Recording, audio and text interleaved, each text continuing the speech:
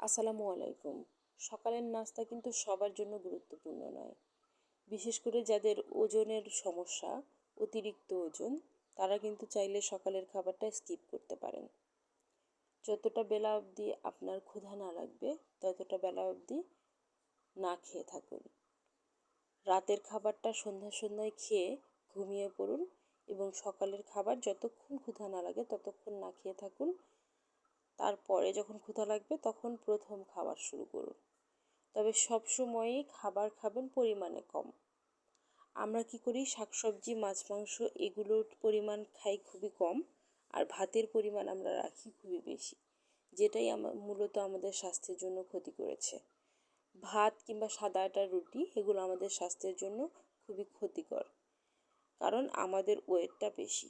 আর যাদের শরীরে ওজন কম তাদের জন্য কিন্তু এই খাবারগুলো খুবই গুরুত্বপূর্ণ। তাদের উচিত একটু ভালো খাবার খাওয়া। অতিরিক্ত ওজন কারো জন্যই ভালো নয়, আবার অতিরিক্ত কম ওজনও কারো জন্য ভালো নয়। তাই নিজের শরীরের ব্যালেন্স রেখে চলতে পারলে সেটাই ভালো। অতিরিক্ত ওজনের ফলে আমরা তো জানি অনেক বেশি কঠিন কঠিন অসুখ তৈরি হয়, তেমনি অতিরিক্ত কম ওজনের ফলেও কিন্তু মারাত্মক কিছু সমস্যা তৈরি হয়। বিশেষ করে যারা অতিরিক্ত কম খান এবং যাদের ওজনটা অতিরিক্তই কম, তাদের ক্যান্সার হওয়ার ঝুঁকি থাকে বেশি।